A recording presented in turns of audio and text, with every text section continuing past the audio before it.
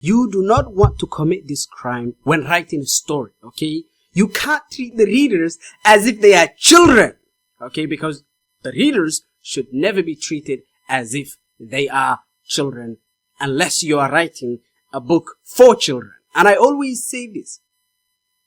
Okay. Today I have something for you. Something especially for you, okay? And I think you can benefit from this because when most authors start writing stories, they usually end up having two issues. This is usually out in the surface of the story, okay? It's literally the skin of the story, which means it has to do with the prose of the story.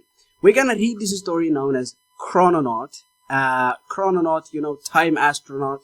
Exactly. It is by Aris Cobb. Now, this author is actually quite professional, all right? I have received nothing but professionalism from him, and I really want to check this out. This story is about, his life careens into an abyss of disbelief when his savior bears an unsettling resemblance, mirroring his own face, all right? Yeah. So basically, you can tell there's a lot of time travel shenanigans going on, and I like the. Can I say this? Can I say this? Please look at this. Look at the cover. The cover is excellent. All right, look at this. Look at that. Okay, look at this. Look at that. Now that is a cover. All right, this is enticing, intriguing, mysterious. I mean, it's beautiful. The reflection, the shoes, the name placement, everything is flawless. I love this. It's so simplistic, but it's so beautiful. Okay, whoever made this is a genius. All right, they deserve to be a full-time cover artist. The alarm buzzed at an annoying frequency to let John know it was time to get his ass out of bed. This is an opening sentence. Many people will not have an issue with it. It communicates effectively, precisely, in a very simple way. But the issue with this sentence is, first of all, there is nothing left to the reader, okay? In other words, this story, and you will see, and I will show you in this chapter, I will also show you in chapter 2, and I will also show you in chapter 3, because that is where I stopped. I simply could not go on. I wanted to finish the whole sample, but I've decided, I've read enough of it. And I didn't want to continue to read, because there was really nothing left to the reader. There was nothing left to the imagination of the reader. It felt that I was observing the story happening. I wasn't engaged with it because of the way of the prose, the style of the prose. The issue with here is that the alarm, first of all, buzzed. We know that when the alarm buzzes, it's annoying. But the author proceeds to explain at an annoying frequency. Okay, the alarm buzzes. What does that tell you as a reader? You don't need the additional information. And so it buzzed at an annoying frequency to let John know it was time to get his ass out of bed. Okay, we know when the alarm buzzes, the character gets out of bed, all right? And it's annoying. So, honestly, the way that everything is so bluntly communicated, things that are unnecessary to explain are explained. He rolled over to see that it was too damn early o'clock. Well, that's usually when you set an alarm, right? Yeah. And smacked the thing to shut it up. Okay, when you smack it, why do you smack it? I don't think it is so that you can make it louder, alright? It is to shut it up. And he tells us to shut it up. There's no need to tell that information to the reader. This is what I mean. After putting on some tunes, John started his usual routine. Shower and shave. Well, his usual routine is, usually this is what you have in the morning, Exactly. He then washed down his breakfast of a fried egg sandwich with a glass of orange juice. Okay. John slid on his shoes and was about to grab his keys when the doorbell rang. Okay. Now someone comes in, of course, busts the door in. And obviously what we end up having is that John technically gets attacked by an older version. Okay. An older man in a stained trench coat over a black hoodie stood on the other side. John didn't recognize him. John didn't recognize him, right? Okay. We know that, okay, yeah, sure. Let's keep going. Because again, John didn't recognize him. We know that he didn't recognize him by an older man in a stained trench coat over a black hoodie. I think I get it. He's a very mysterious guy. Then the man kicked the door. Then should technically, usually when authors use this, they simply don't trust the reader enough to figure out that what will happen in the subsequent paragraph is connected to what just happened in the previous paragraph. So they usually connect it with then. Then is therefore a lack of confidence in the reader, explaining to the reader as if they are a child, spoon-feeding the story to the reader. I think this is the worst sin you can make. The man kicked the door in. The wood splintered as the door smacked John in the face. He fell backward as he tripped over his own feet and crashed to the floor. The man then stalked into John's apartment and lunged at him. Stalked and lunged. Well, never mind. John tried to get up but was too slow, and the intruder tackled him back to the floor. John threw a couple of punches, but the man batted them away as if they were mere flies. A mild annoyance. As you can see, this is a fight scene, but do you feel like it's a fight scene? First of all, not really, because the descriptions are not effective enough to convey sharp image, okay? However, the prose will feed you every little bit of information about the fight scene. And because the author feeds you the entire fight scene, every little punch, everything that happens, there's no effective way for this fight scene to feel as if it's a fight, to feel as if it's hectic. Because if I know every information, that every detail of the fight, it is not hectic fight.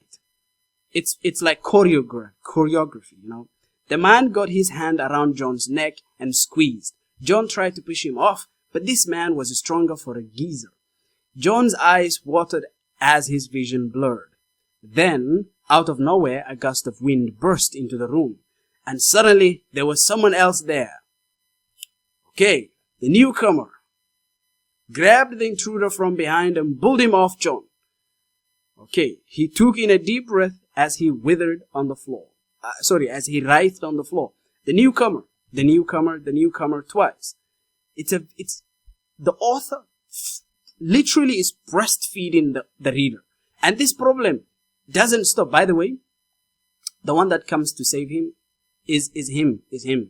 Yes, exactly. Because it took a while for the cubs to arrive, John took some frozen bees and put them on his neck. Okay. It took a while for the cubs to arrive. Everything is communicated so bluntly. Pieces of his door covered the floor. There's nothing left to the imagination. We can keep going, by the way. It's an interesting story. I will not deny that. But the author breastfeeds everything. That's the first problem with this story. And this is a problem that I notice with a lot of writers. Either they are too dense or too simple. They feed the reader, too much. John secured his broken door as much as possible before leaving for work. Okay. He hoped the caution tape would deter any bee thieves, but knew his apartment building was secure. Do you see what I'm talking about? Everything is communicated. Everything is blunt. Everything is direct. Before he could leave, a man wearing a suit and trench coat approached him. John looked around, but no one else was present. It was the older man that had attacked him. He looked like he had cleaned himself up. His clothes were pressed, his trench coat looked new, and his graying facial hair was non-existent. He looked younger. John took a step back. "Back up," he said. "Sir, relax," the man said.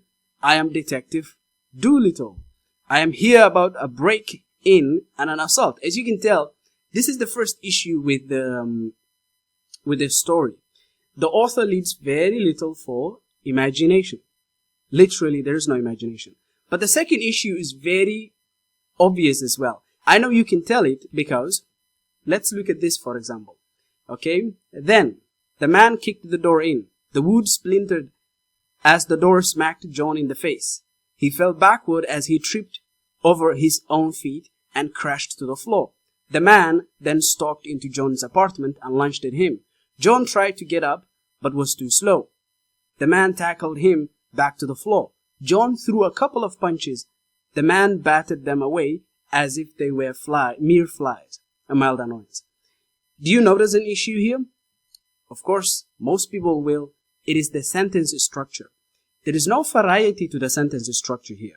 The author basically crams a lot into the sentence structure here. Okay, and it is the same structure repeated over and over and over and over. You have the man kicked the door. The wood splintered. He fell backward. The man stalked. John tried. The intruder tackled. The man batted them away. It's the same structure repeated over and over and over. This sort of writing is really bad in terms of prose because it makes the prose feel repetitive, annoying, dead. The man got his hands around John's neck and squeezed. Wait, let me close this. John tried to push him off. This man was strong for a geezer. John's eyes watered as his vision blurred. So I think I don't want to be a broken record, but the prose here and the way the story is told is really not good. However, I want to make a final critique.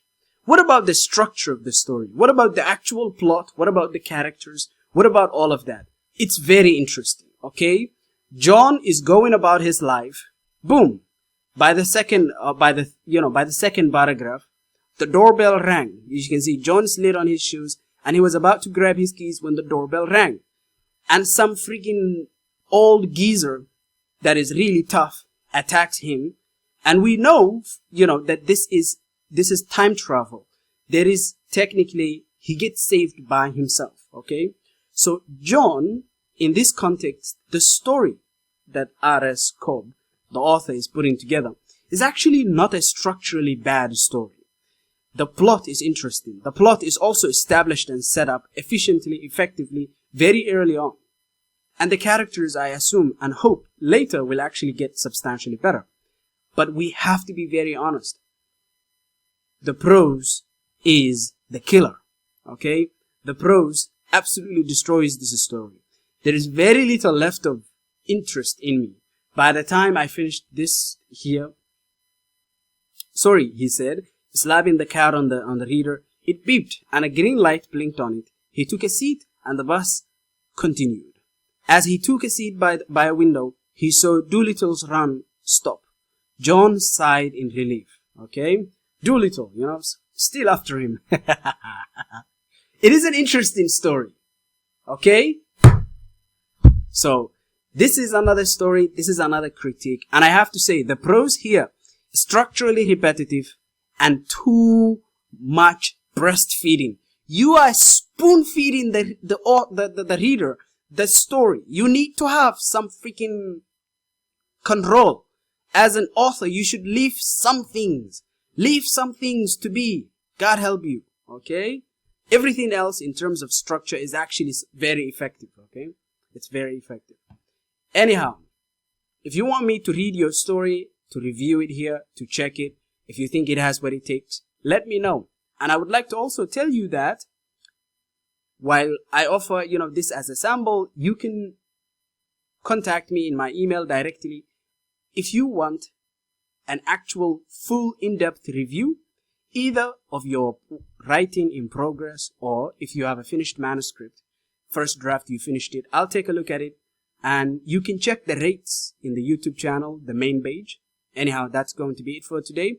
I hope that you enjoyed this and took something from it. Have a nice day. Bye.